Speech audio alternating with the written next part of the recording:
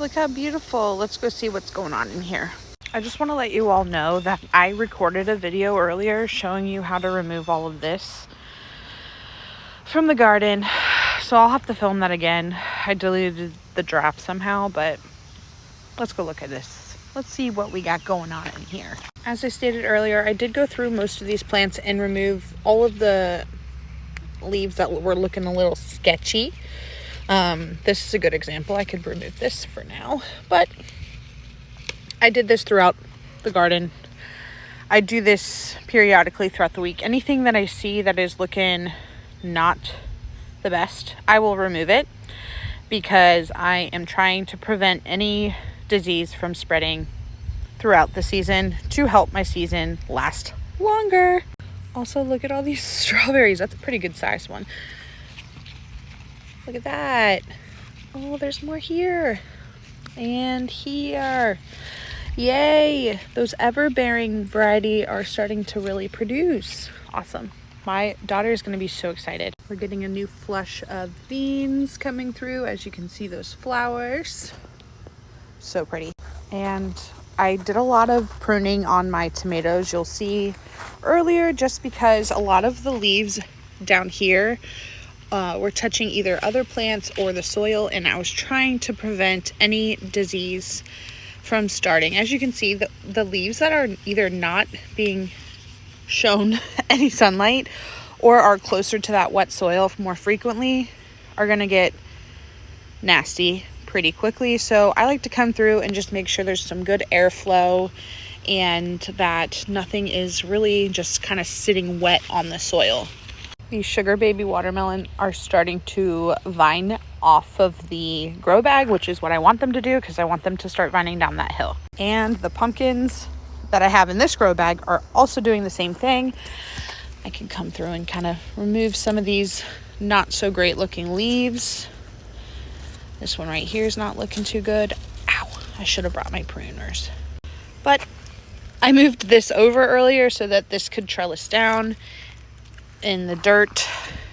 You get the picture. Essentially, this is going to be a pumpkin patch, hopefully. As you can see here, I did come through and really just clean up these tomato beds, all of the trellises that have tomatoes. I really intentionally cut everything that is typically below the fruit. I did cut some of these because they were looking brown earlier, but typically anything below the first fruit I like to get rid of. I also do get rid of suckers. As you can see, these are the sun gold and they are just thriving. I have been picking them a little bit before they ripen completely to prevent any other creature from stealing it. Typically toward the end of the season, I will leave things on just so that the birds can share in the harvest, but I have some full intentions of sharing this food with other people in my area, so I am very on top of it this year as far as making sure things are picked before they're eaten. This is a hot streak tomato. It will eventually be orange, yellow, and red. I really love the pattern on it. It's so beautiful. Okay, I found the perfect example of what a sucker is. So this is a sucker right here. And the reason I removed them is because I already have two, well, technically three. I had two main stems. I forgot to remove a sucker off of this stem, so now it turned into three main stems. And so now since I already had fruit growing on it, I decided to leave it. But now I'm coming through and making sure that I remove anything because I don't need any more branches. I have enough space here that has been taken over by just three large branches of tomatoes that will climb very nicely. So what I do is I follow the stem all the way up. It will create like a V shape. You'll see the leaves here. These are just leaves. They will not grow into fruit. They're just gonna collect sun to put energy into the plant. So what I do is I will remove this guy right in the middle. Typically I like to use clean shears, but I have my finger here for now. I take that guy off, and you could technically use this as a tiny baby tomato plant, but I don't have the space for it and I have enough tomato plants. So we're going to go ahead and toss it and we can put it in compost.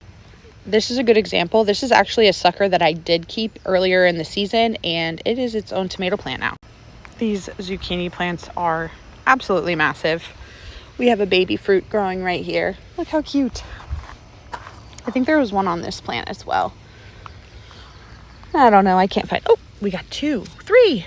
Do you see them? So cute. Bell peppers are starting to form. And like I said, I did come through this bed earlier and I really cleaned up the bottom of these plants. Anything that was touching soil, I removed.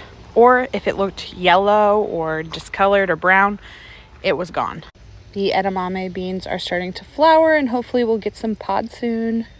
Since I am trellising these cucumbers up, I did come through here earlier and I cleaned up the leaves that were touching the soil line just to kind of eliminate potential risk of powdery mildew from excessive exposure to moisture. So what I did was kind of cleaned these up. We have a ton of cucumbers that are starting to come through on this plant and actually has its stems shooting out. So we're going to have more cucumber vines.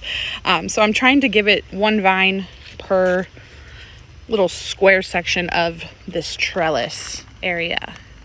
So this is just 1, 2, 3, 4, 5 plants technically, but we're gonna get way more when you think of all these little vines shooting out of it. I did the same for the unagi cucumbers, and as you can see, we have some fruits that are also forming over here, and they're starting to climb pretty nice. I have been coming through and checking these every day to see if anything is blushing, but look at the amount of tomatoes on this one plant. Look at all the little clusters. I'm so excited. Look at those guys go too. These are my alpine strawberries. They stay relatively small. Like, honestly, this is probably as big as this thing will get. And they're supposed to be really sweet. My daughter will literally eat these straight from the garden. We are getting a bunch of them now. So I see some flowers, and let me show you the swallowtail butterflies I found. They're not butterflies yet, but this is a swallowtail caterpillar, and it's eating my carrot tops that I have accepted the loss of because these things are great pollinators. I'm really excited to see them in the garden. More hot streak tomatoes. These are going to be slicers, and again, look how beautiful. My sweet 100s are also really forming nicely. I think in the next couple weeks we should be getting some fruit that will be ready to pick. Over here, this is actually called an Brad's Atomic grape tomato, so it's a larger elongated tomato, but it's supposed to be super sweet. The dragon beans are taking off. As you can see, there's some down here that are flowering and also producing beans. Look how cool that is. Another bed of pumpkins. This will be dedicated to all of the carving pumpkins, so hopefully we get a ton this year. I think that's like 4 plants there. They're looking really good. I will let them touch the soil, and then if I see any discoloration, I'll come through and trim them out if I have to, but so far so good. Look at the baby cucamelons. These are technically in the cucurbit family, so they're cucumbers, but they have a watermelon, almost hint of watermelon to them. They are a little bit bitter or sour, but if you pickle them, they're really good. So I love them. My daughter likes to pick them. She doesn't necessarily eat them, but they're really fun to grow, and they're like little mini watermelons when they come. I am honestly impressed that this thing is still alive, considering its stem is completely bent, but that flower is just still thriving.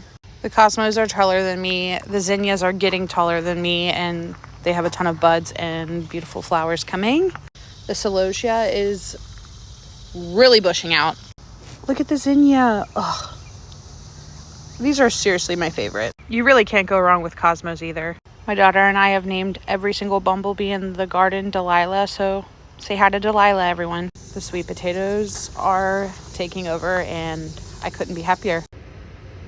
Oh, I'm so proud. Look how cute she is.